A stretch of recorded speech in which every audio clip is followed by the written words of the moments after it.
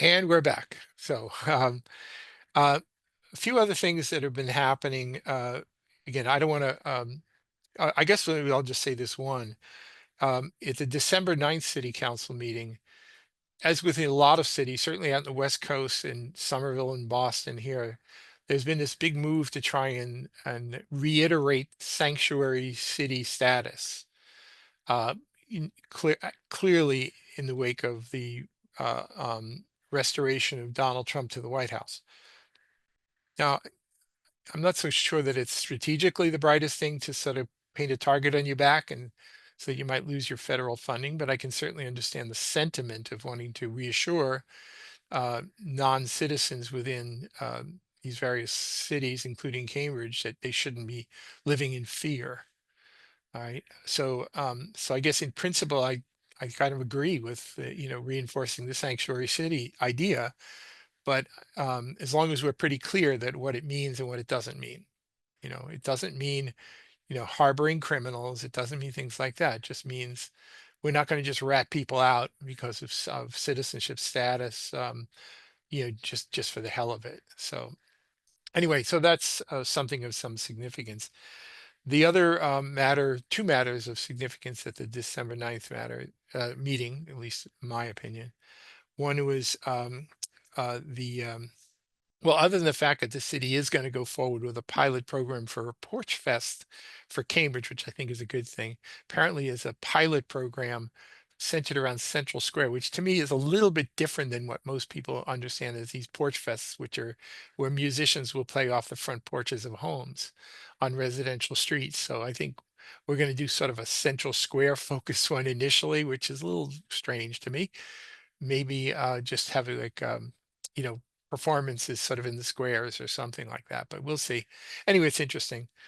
Again, the other big thing, which was that the city council did move forward with its request to the city manager to look into the feasibility of restoring two-way traffic to Garden Street. So I just spoke about that a few minutes ago. So I don't think I want to dwell on it a whole lot now, but there seemed to be pretty much close to universal support to at least explore the feasibility of it. But sadly enough, city councils still live in this sort of cowardly state where they say, "Oh, but as long as you don't touch anything in the cycling safety ordinance, because don't you know those people voted for me, and they're going to get mad at me if we modify anything even slightly." So, but anyway, it looks like there's at least some chance that there'll be some changes. Another matter, which was really bridging the December 9th meeting as well as the one before, had to do with the fact that the MBTA is going to be digging a big hole in the ground up in the Alewife area in order to create a way of sort of getting in and out when they do maintenance of tracks. Currently, it's just very impractical the way to do it now, and they have to shut down a lot. So but that also implies there's going to be disturbing of soils up in the area, which was the focal point of the asbestos protection ordinance, which was passed some 20 and change years ago now. Um, so just want to make sure that the MBTA, which arguably is exempt from municipal ordinances, will at least adhere to the safeguards that are woven into the Cambridge ordinances having to do with um, you know, being careful and working around asbestos laden soils, for that area.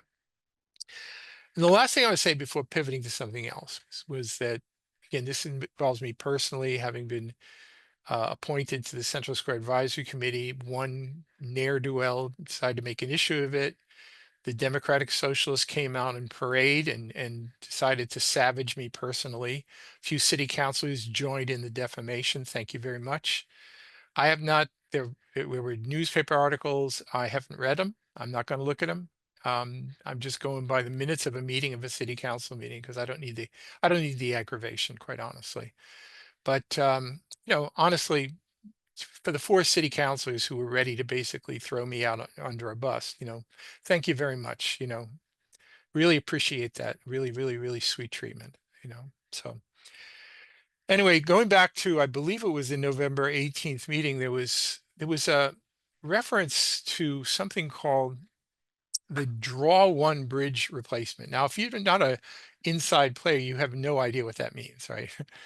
But the draw one bridge replacement refers to the railroad bridge that connects, it's a drawbridge that connects North Station to the points north, comes over through yeah, the North Point area. And I've spent a lot of time hanging out there over the years. And one of the things that's interesting about the drawbridge, which is due for a replacement, is that at some point or other, they actually built sidewalks to create a pedestrian passageway over that bridge. They went right up to the edge of the bridge on both sides and then stopped. And there was always a promise that that was going to be continued, possibly as part of some later bridge restoration. But apparently, the current um, call is to not do that, right? And which I think would be terrible because it's a working bridge. They don't want to have pedestrians or bicyclists going over it when the bridge is going to go up and down. But of course, they do that now when you go over the locks on the Charles River Dam.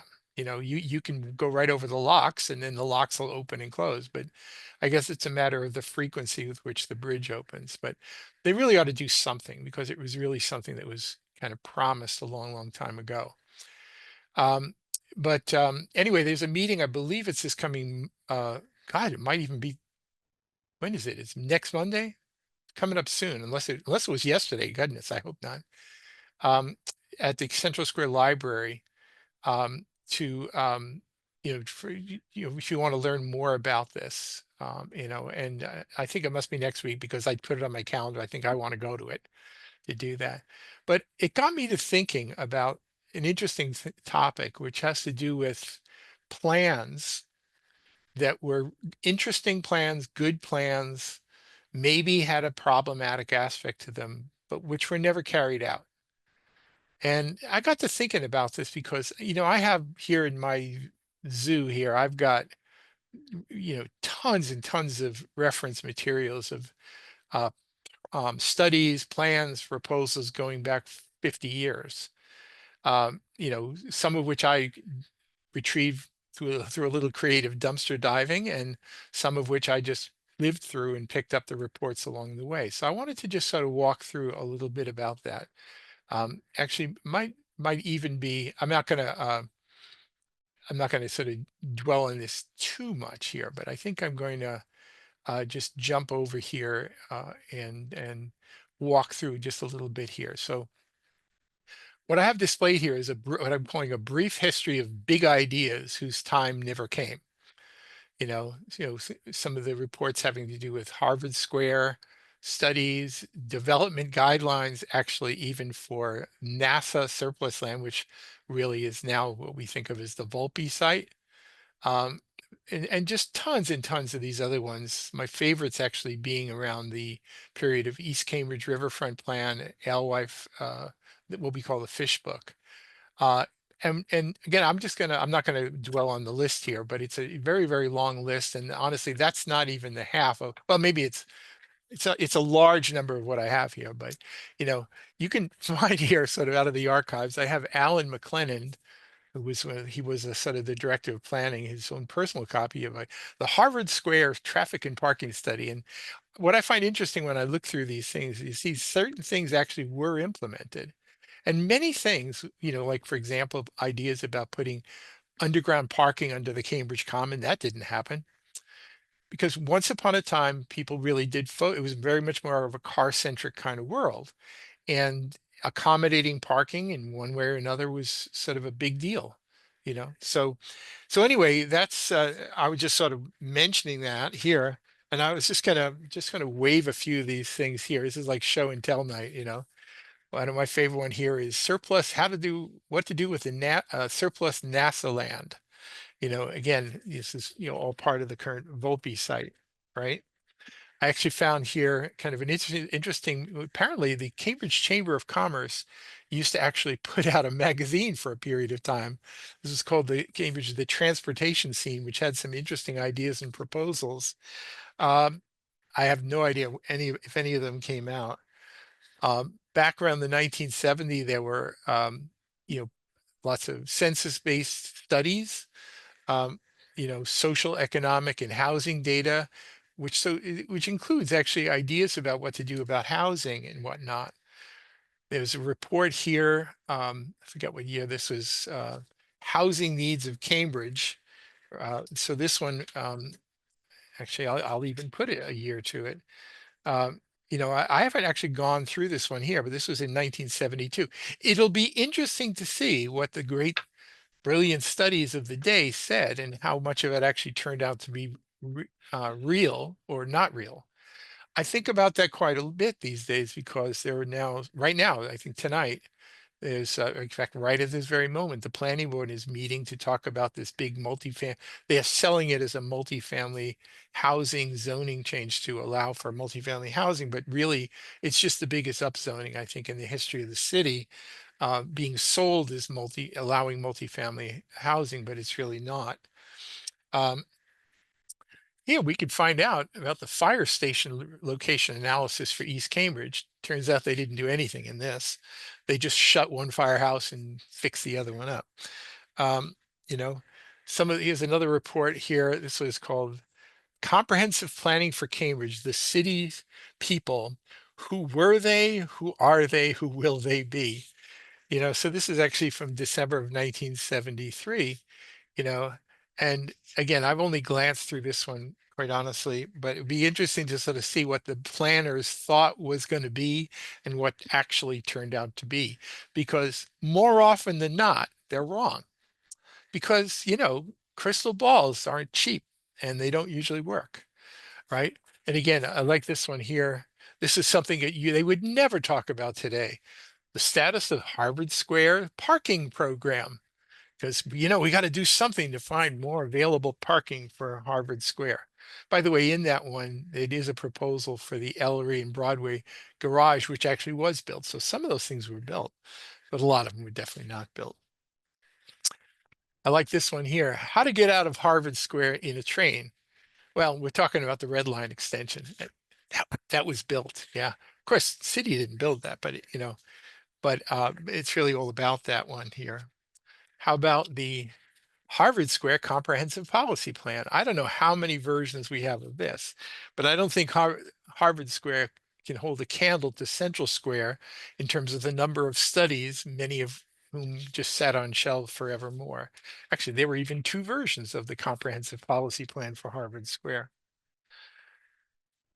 Here's another little jewel here from 1974. Bicycle parking in Cambridge, right? Now, nobody would have envisioned that at the time that one day we'd be promoting blue bikes and rent-a-bikes is sort of like the be-all end-all of things. Back then, you know, I know some people may not necessarily believe that, certainly, but even this was 1974, when I got here in 1978, a lot of us, bicycles were everywhere. They just were. We didn't have protected lanes, but we were fine. We were just fine. So, and having served on the Green Ribbon Open Space Committee back in the late 1990s, it's very interesting to see that there was the Cambridge Recreational Open Space Plan, which was in 1977. I'll have to take a look at that one here to double check it. How about the Cambridge Energy Conservation Program? Now we have like Cambridge Energy Alliance and these various other municipal electricity aggregation programs and a lot of much more onerous requirements, like which will actually at some point, even for a house like mine, will require me to have no fossil fuels or something like that. But to me, the golden age, quite honestly, of plans, because they really were very, very good, some of which were implemented, some of which were not, was in the late 1970s. All right. So the one I really find very interesting is the East Cambridge Riverfront Plan. And the reason why I find this one interesting, first off, Dennis Carlone was like long before he ever dreamed of being a city councilor, maybe he did, but when a lot of us knew him as just a really good urban design kind of guy. What's interesting about this, when you look at the sketches of what was being proposed for development in East Cambridge and Riverfront Plan, almost every bit of it was actually built almost exactly as is laid out here. So this is a success story, this one here. right? So another one in some contrast, which I think was a great study for the alewife area. It's technically called alewife revitalization. The alewife urban design study phase 2. Nobody calls it that. Everybody calls this the fish book. I have a few copies of actually the fish book here. What's very interesting about the fish book is it's got plans, development proposals and plans, roadway reconfigurations, some of which were implemented, but not that much. And in my opinion, almost all of the proposals that were in here for roadway redesign should have been built, and we would have had a much better place up there, But, it just, I guess there was a change in psychology, and maybe we were sort of kind of poo-pooing the idea of automobile everything, so that now, for example, when people talk about having another bridge over the railroad tracks, God forbid you should talk about allowing motor vehicles on it, right? Only bicycles and pedestrians and scooters and whatnot, right? But back then they just wanted to put a bridge over the tracks, and back then there was federal money available to do it. Lucky us, we blew it.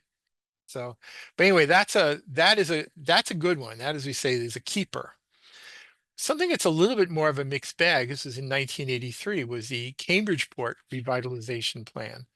Now, you could argue that the University Park development on the old Simplex site is sort of the central piece of that, and I think that's accurate.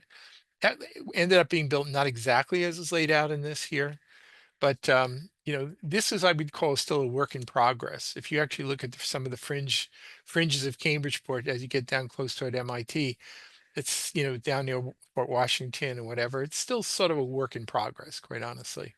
But again, this is 41 years ago, you know. But as I say, it's a good report. Plenty of other ones. There was a lot of talk about zoning of North Mass Ave. Here's a North Mass Ave urban design land use study. This is dating in 1986. I wonder if anybody, when they were doing the latest rounds of take a look at North Cambridge, even bothered to look at what people were saying back then.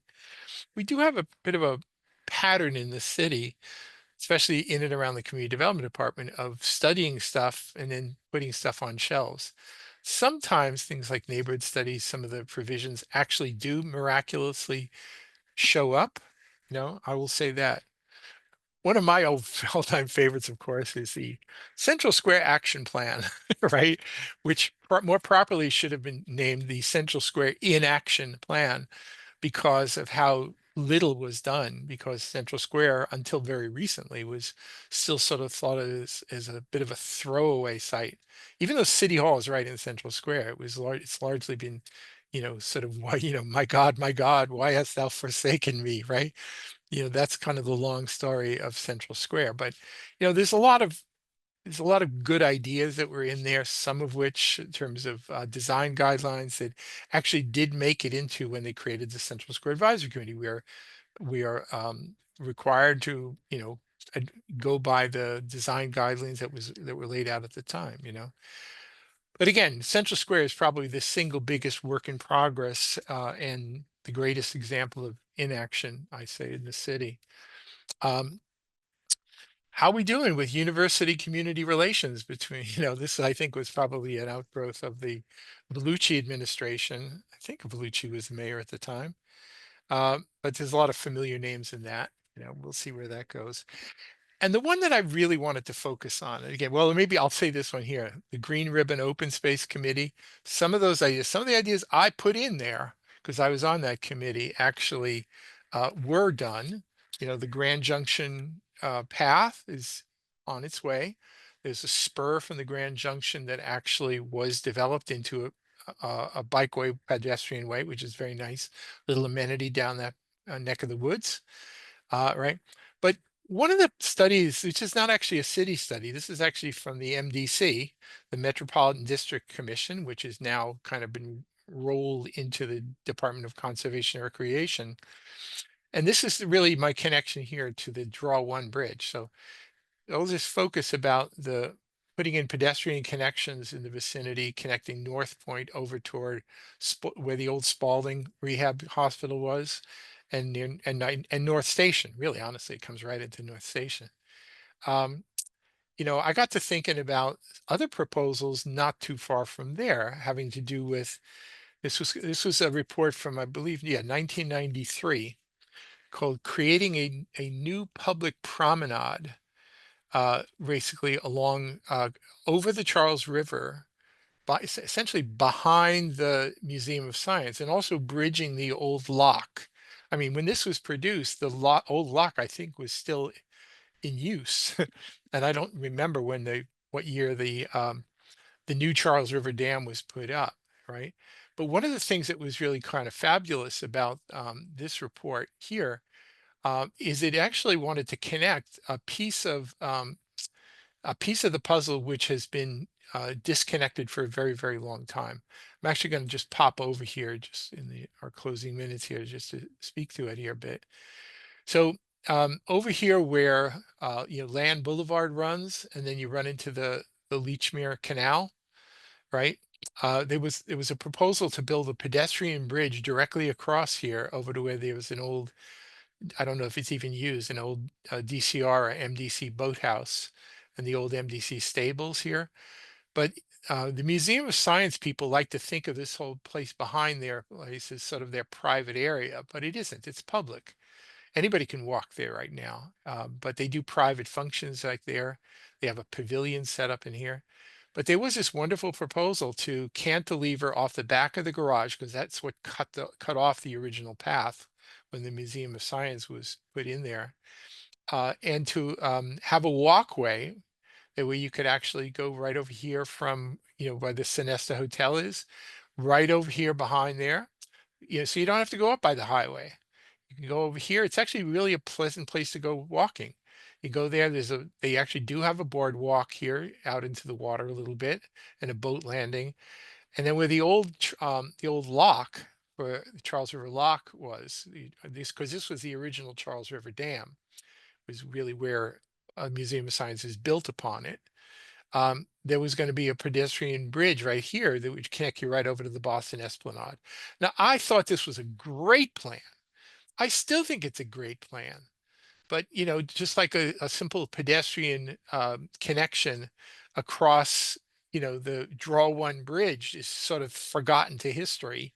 You know, this is forgotten to history. This was a great plan. This was a great idea.